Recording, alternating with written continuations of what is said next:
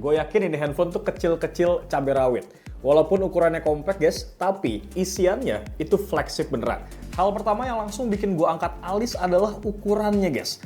Vivo X300 ini tipe handphone yang kalau digenggam itu langsung kerasa, wah ini handphone beneran compact banget sih bro. Karena ukurannya cuma 6,31 inci. Dan kalau kita operasikan pakai satu tangan kayak gini guys, itu masih terbilang nyaman banget. Gak bikin pegel sama sekali bro. Karena secara dimensi pun ini beratnya cuma 190 gram dengan tebal 7,95 mm. Jadi ketika dipegang itu bakal berasa jauh lebih lembut banget dan juga halus. Tapi tetap ya, ini tuh gripnya enak. Dan yang paling penting ini nggak gampang ninggalin bekas sidik jari bro. Selain itu untuk material belakangnya, ini tuh masuk ke konsep unibody 3D glass design yang bikin transisi dari frame ke back cover itu mulus banget tanpa ada sudut-sudut yang tajam. Pindah ke bagian depan, yang mana bezelnya ini tuh tipis gila bro, cuman 1,05 mm aja. Terakhir soal durability-nya, ini juga bukan gimmick guys, karena handphone ini punya IP rating 68 dan juga IP69.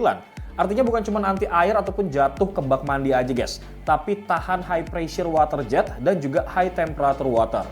Kemudian buat peak brightness-nya, Vivo tuh ngasih di angka 4500 nits local peak brightness. Jadi kalau misalkan di handphone dipakai di bawah matahari pun di jam 12 siang, itu tetap kebaca jelas layarnya. Sementara itu untuk refresh rate-nya ini di angka 120 Hz yang udah bisa adaptif, jadi bisa lebih hemat daya nih.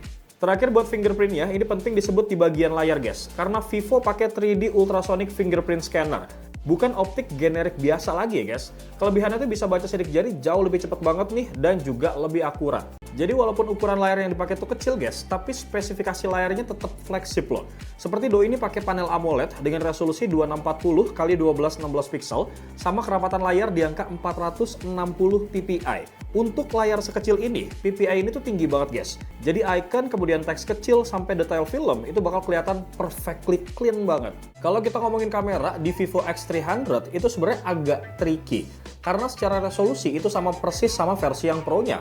Ya memang bedanya hanya focal length dari kamera telefotonya aja sih guys. Sama di Vivo X300 biasa, itu nggak ada Pro Imaging Chip VS1-nya seperti versi Pro. Kemudian kalau kita ngomongin soal fitur, X300 regular itu tetap dapat kemampuan video yang gila banget loh bro. Doski ini bisa ngerekam sampai 4K 120 fps HDR dan juga 4K 120 fps 10 bit long. Yang biasanya tuh cuma ada di kamera profesional doang nih.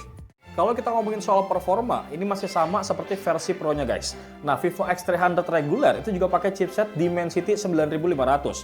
Chipset 3 nanometer yang clock speed-nya itu bisa tembus di angka 4,21 GHz. Jadi dari awal tuh gue udah optimis banget ya. Kalau gue pakai nih handphone buat main game berat, itu hasilnya pasti bakal mulus dan juga halus.